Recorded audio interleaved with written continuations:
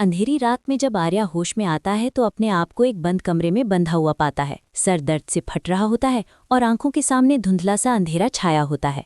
तभी धीरे धीरे कुछ कदम चलने की आवाज़ आती है और एक आदमी हंसकर कहता है, लगता है मिस्टर आर्या को होश आ गया है। आर्या गुस्से और दर्द के बीच कहता है, तुम लोग कौन हो और मुझे यहाँ क्यों लाए हो?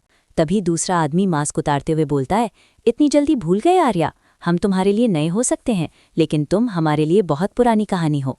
ये सुनकर आर्या के चेहरे का रंग उड़ जाता है क्योंकि उसे याद आने लगता है अपना पास्ट। तभी तीसरा आदमी कहता है, सालों पहले तुम्हारी ये गलती की वजह से हमारी दुनिया बर्बाद हो गई थी, हमारे घर उजड़ गए थे और आज उसी हिसाब का वक्त आ गया है। आर्या समझने की कोशिश करता है और कहता है, अगर बदला ही चाहिए तो मुझसे लो, मेरी फैमिली को इसमें मत घसीटो। लेकिन वो लोग हंस देते हैं और बोलते हैं, फैमिली, तुम्हारी सबसे बड़ी कमजोरी एक लड़की है, अन्नू। फिर कैमरा ऑन होता है और वीडियो रिकॉर्ड होती है जिसमें सीधा धमकी दी जाती है कि अगर उनकी डिमांड्स पूरी नहीं हुई तो आर्या सिर्फ मरेगा नहीं बल्कि तड़प तड़प कर मरेगा। और इस बार सिर्फ पैसा नहीं चाहिए बल्कि अन्नू को कश्मीर लाना होगा, बिना पुलिस, बिना सिक्योरिटी, बिना किसी चालाकियों के। साथ ही आर्या के बिजनेस के काले राज, कॉन्फिडेंशियल फाइल्स और कुछ ऐसे नाम चाहिए जो देश हिला दें।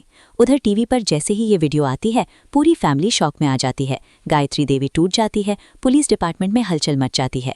झंडे को धीरे धीरे शक होने लगता है कि ये किडनैपिंग सिर्फ रैंसम के लिए नहीं बल्कि एक पुरानी दुश्मनी का बदला है। जब अन्नू ये सब देखती है तो उसकी सांस अटक जाती है और वो एक ही बात बोलती है, अगर मेरी वजह से आर्या सर को कुछ हुआ तो मैं अपने आप को कभी माफ नहीं कर पाऊंगी।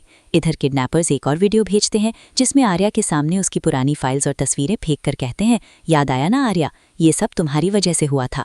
आर्या की आंखों में आंसू आ जाते हैं और वो धीरे से कहता है, मैं गुनहगार हूँ लेकिन अन्नू बेकसूर है। लेकिन वो लोग बोलते हैं, इसीलिए तो उसे मांग रहे हैं।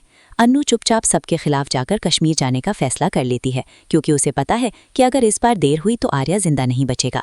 कहानी यहीं से और भी ज्यादा खतरनाक हो जाती है क्योंकि जैसे जैसे वक्त गुजरता जाता है किडनैपर्स अपनी क्रूअल्टी बढ़ाते जाते हैं और सवाल सिर्फ ये रह जाता है कि क्या आर्या अपने पास्ट के गुनाहों की कीमत अपनी जान से चुकाएगा या अन्नू अपनी मोहब्बत से उसे बचाने में कामयाब होगी। आगे जो हुआ वो आपके होश उड़ा देगा, तो ज़रूर सब्सक्राइब करें ताकि आगे जो हुआ वो आपसे मिस ना हो।